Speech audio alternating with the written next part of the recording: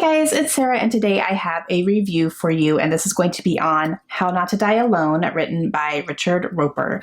This book was very kindly sent to me by Putnam, so thank you very much, Putnam, for sending me an early copy to read and review this for you guys. This one did come out in May, so it is currently available. It's also a Book of the Month pick for the month of May, which was really cool, and I will leave an Amazon link down below to purchase the book if you guys decide you want to read it.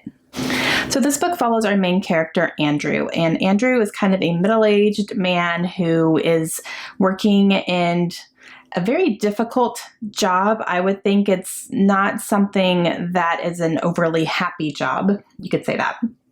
He works for the British government in a capacity where he actually goes to the homes of deceased people who had no known next of kin.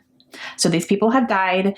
There's no one blatantly obvious who is a next of kin for these people who, responded and said, hey, this person was my father and he's passed away, blah, blah, blah. And he is responsible for trying to find the next of kin for the people who have passed away. It's actually pretty sad because there are some people in here who have passed away and no one notices for almost a year. Nobody notices for almost a year. That means there is a dead body decomposing in this apartment for almost a year. Can you imagine? Those were some scenes that were a little bit hard to read because it does go into detail about what the apartment looked like and what it smelled like. And so it was a little gross, but made total sense too as well, right? And his job is to go in and to try to sift through all the things and try to figure out who is a next of kin or somebody that they can go to who would maybe want to attend the funeral, who would want to help with the final expenses, who would, kind of want to be a part of this closure for this person. A lot of times they don't find any next of kin. And he makes sure he goes to those funerals so that there's not nobody there, or that there is actually a service. And even if one person goes, at least there was a service for this person. I really liked that he did that as well. Now, Richard also is in a situation at his job where he has kind of let people know or let people believe that he is married and has 2 children and lives in this really nice house. He's not. He is single and he lives in a pretty rundown apartment. And it just kind of happened accidentally, and then he let it get away from him to where he couldn't come back from it. And so everyone at his job believes that he has this wife and 2 children and everything, and he constantly makes excuses if they want to meet them and, things like that. So he's pretty much living almost a double life, but one of them is imaginary. And it gets a little bit complicated when this woman named Peggy comes and works with him, and they become partners, and he starts developing feelings for her.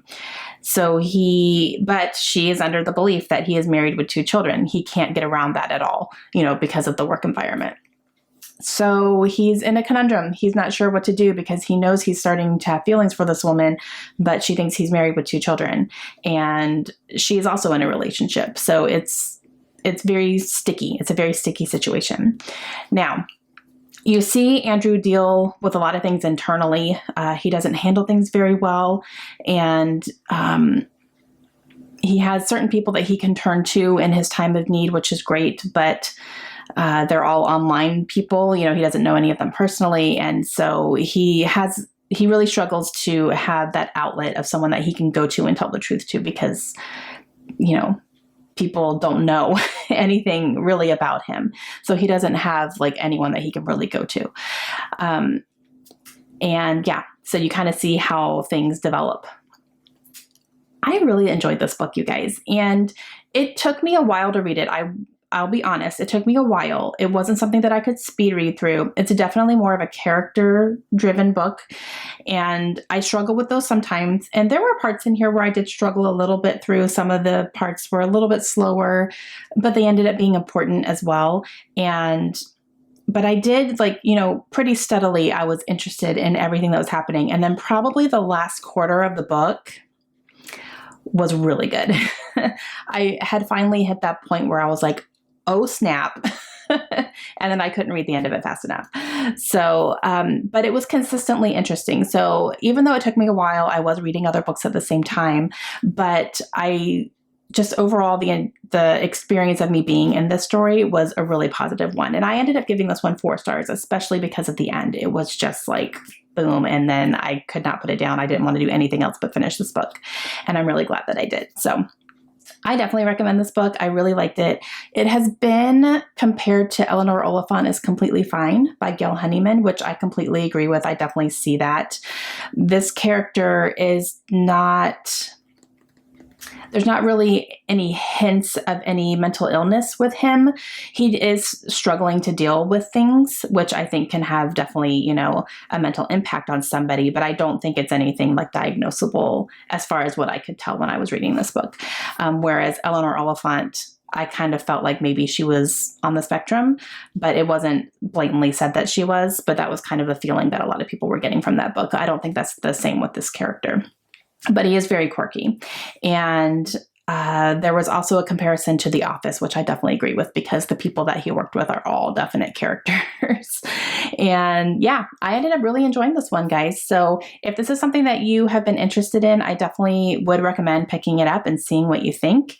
And like I said, it's available now, so I will have that Amazon linked down below. But again, thank you so much to Putnam for sending me an early copy of this. I really appreciate it. Let me know if you guys have any questions down below. Let me know if you've read this book and what your thoughts were, and I will talk to you guys again soon. Hope you have a great day. Bye.